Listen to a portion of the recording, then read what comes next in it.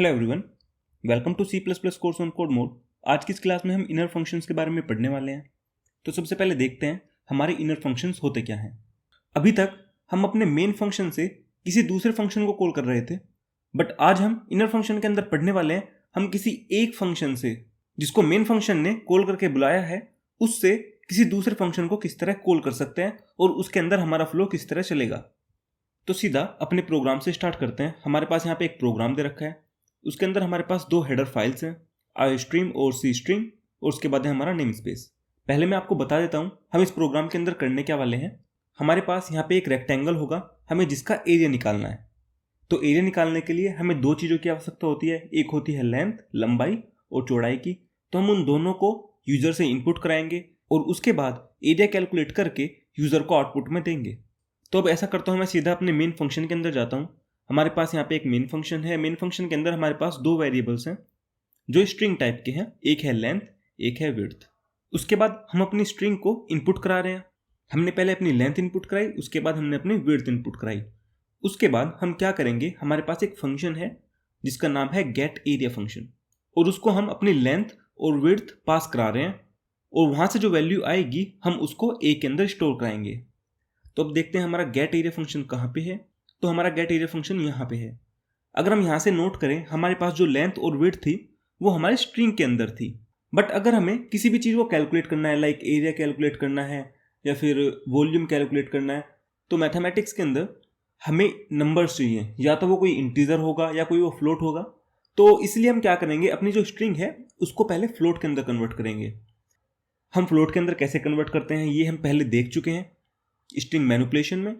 तो यहाँ पे मैं आपको सीधा फंक्शन बताऊंगा जिसकी हेल्प से हम उसको कन्वर्ट करेंगे। तो हमारे पास यहाँ पे गेट एरिया फंक्शन है। उसके बाद में जो हमारी लेंथ और विड्थ आई थी, हमने उसको स्टोर करने के लिए दो अपने वेरिएबल्स डिक्लेयर किए हैं। एक का नाम है एल, एक का नाम है डब्ल्यू। एल बताता है लेंथ को और जो डब्ल्यू है वो बताता है विड्थ को। उसके बाद हमने अपने एल पे जो हमारी लेंथ है, हमने उस पर STOF फंक्शन यूज़ किया है।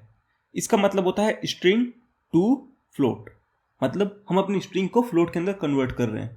तो ये जो फंक्शन होगा ये हमारे एल को, जो हमारी स्ट्रिंग थी जो हमने अपनी यहाँ से पास की थी, उसको वो कन्वर्ट कर देगा फ्लोट के अंदर। और हमारे पास एक वेरिएबल है जिसका नाम है लेंथ, उसके अंदर उसको हम स्टोर करा लेंगे। वापस से हम डब्ल्यू को अपना फ्लोट के अंदर कन्वर्ट करेंगे और उसको एक वेरिएबल के अंदर स्टोर कराएंगे जो होगा फ्लोट टाइप का, और उसका नाम होगा विड्थ। तो यहाँ से हमें जो हमारी लेंथ और विड्थ है वो फ्लोट के अंदर मिल जाएगी, और अब हम अपने एरिया को कैलकुलेट कर सकते हैं।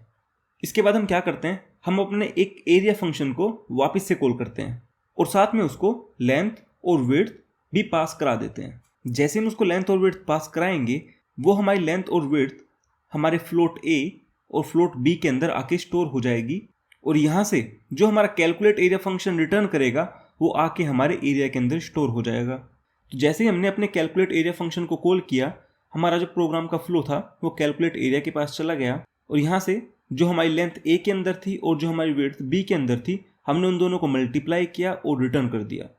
और उसके बाद जो हमने यहाँ पे रिटर्न किया वो हमारे एरिया के अंदर आके स्टोर हो गया। और उसके बाद जो हमारा गेट एरिया फंक्शन था उसने उसी एरिया को रिटर्न कर दिया, और जो हमारा एरिया था वो आके हमारे ए के अंदर स्टोर हो गया। और उसके बाद हमने अपना लगाया सी आउट और लिखा एरिया इज इक्वल्स टू ए, और उसके बाद अपनी एंड लाइन कर दी और उसके बाद यहाँ से रिटर्न कर दिया। अब देखते हैं हमारे इस प्रोग्राम का फ्लो किस तरह है। सबसे पहले हमने अपने गेट एरिया फंक्शन को कॉल किया। तो जैसे ही हमने अपने गेट एरिया फंक्शन को कॉल किया, हमारे प्रोग्राम का फ्लो सीधा मेन फंक्शन से हमारे गेट एरिया फंक्शन के पास आ गया। उसके बाद हमने गेट एरिया फंक्शन के अंदर हमारा जो कैलकुलेट एरिया फंक्शन था हमने उसको कॉल किया। तो हमारे गेट एरिया फंक्शन से जो हमारे प्रोग्राम का फ्लो था वो कैलकुलेट एरिया फंक्शन के अंदर आ गया। अब हमारा कैलकुलेट एरिया फंक्शन एग्जीक्यूट होगा। अब कैलकुलेट एरिया फंक्शन के अंदर हम किसी भी फंक्शन को कॉल नहीं कर रहे हैं, और जो हमारा कैलकुलेट एरिया फंक्शन है वो रिटर्न कर रहा है हमें a मल्टीप्लाई b, क्योंकि जो रेक्टेंगल का एरिया होता है वो हमारी लेंथ मल्टीप्लाई विड्थ होती है, लंबाई गुणा चौड़ाई।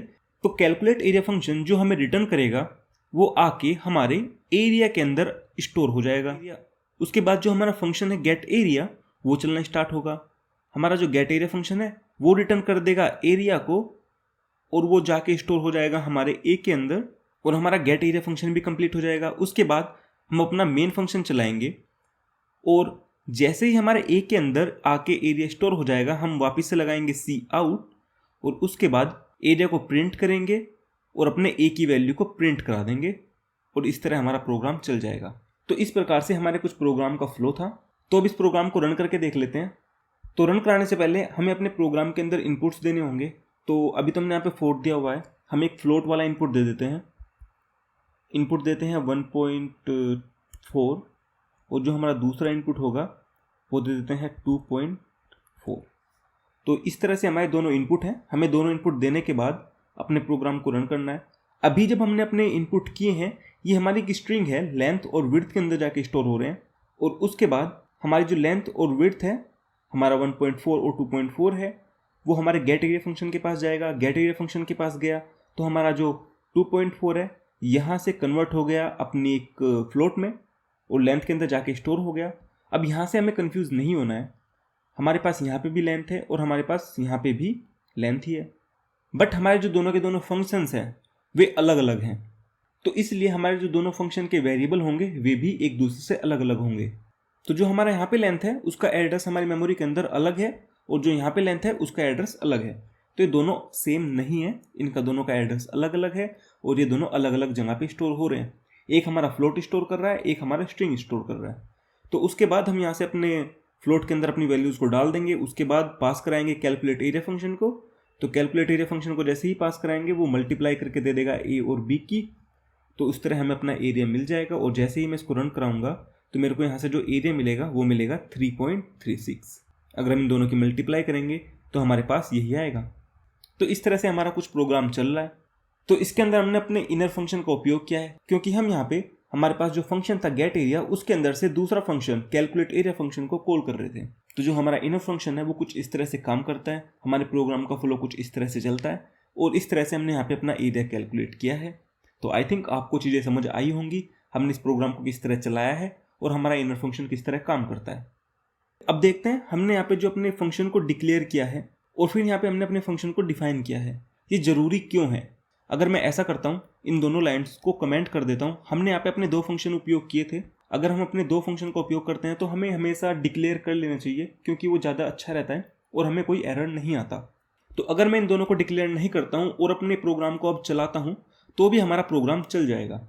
बट अगर मैं कुछ ऐसा करता हूँ, इस वाले फंक्शन को हमारे इस वाले फंक्शन के नीचे लिख देता हूँ तो अब हमारा प्रोग्राम नहीं चलेगा और उसका मैं रीज़न बताता हूँ। पहले हम यहाँ पे जो हमारा एरर आया है उसको पढ़ते हैं। Calculate area was not declared in this scope. तो ये वाली लाइन हमें एरर दे रही है और ये बोल रही है जो कैलकुलेट एरिया है वो हमारे स्कोप के अंदर डिक्लेयर नहीं है।